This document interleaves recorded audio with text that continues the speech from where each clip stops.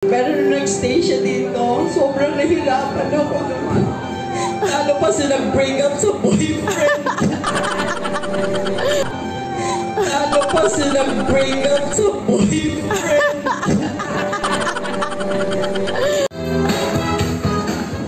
Happy birthday, Bebe. Kasi, malala ko, isang taon kalahati ka pa lang noon nung hinirap kita. Imagine mo. Namalaan pa siya doon sa ilalim ng table sa office. Tapos, para siya yung best friend ko. Kasi kahit saan ako magpunta, kasama ko siya. So, lahat na simula na dumating siya sa akin, lahat ng birthdays niya, halos ganito. Hanggang ngayon, alam ko, binibihisan ko pa siya. Lahat ng gowns niya akong gumagawa, simula pagkabata niya. Hanggang sa balay niya, lahat ng school presentation. Pag-exam niya sa school, parang ako'y nag-aaral. Kasi gagawa ko siya ng reviewer pag-uwi niya. Kailangan na niya mag-review. Kailangan alam ko rin lahat ng lessons niya. Kailangan ko siya ginay sa pag-aaral.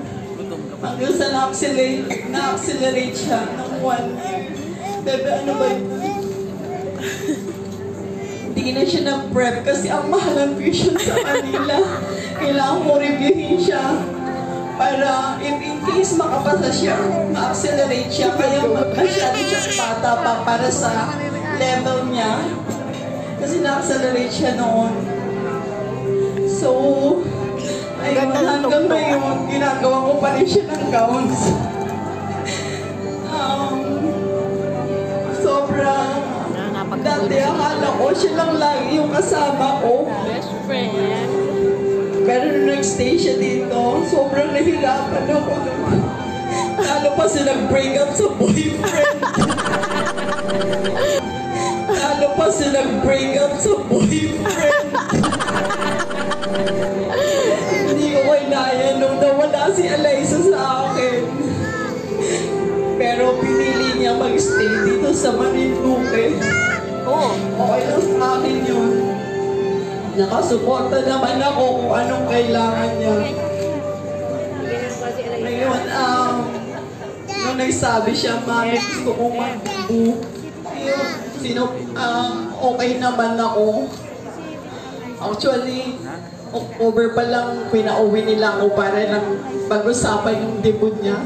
So, October pa lang, dala ko na agad, binilhan ko na agad siya ng isang gown. Tapos ngayon, kahit sobrang busy ko, ayan, ginawa ko pa rin ng another gown. Hanggang ngayon, actually, hindi nakikita ng parents niya kung ano yung mga isusuot niya. Ako lang lahat nag-aano para sa kanya. Sobrang nahirapan ako nung lumipat si Alyssa dito sa Marinduque. Kasi siya lang talaga yung kasama ko. Pero tinanggap ko yun. Nakikita ko namang okay siya, kinaya niya dito, kinaya niya kung anong buhay niya dito sa Marinduque. Sobrang malayo ng buhay niya sa Manila. Pero nagulat ako, yung slideshow na ginawa niya, puro lahat yung nung bata pa siya. Every year, pinaghahandaan ko ang birthday ni Alyssa. Simula sa damit, lahat ako lahat ng gumagawa nun. Kahit sa school, yung birthdays niya or ano, sobrang, parang, yung time na naloko kay Alexa. Nasa kasama ko siya sa office. Ito yung isang taon kalahati hanggang bago mag-nursery, laman ng SM.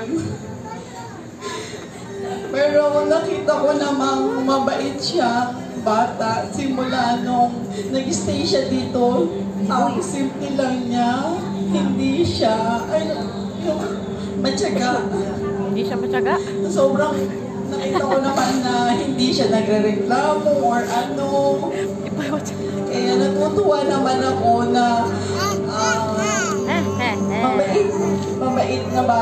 Liza. Hooray! Para sa akin yan.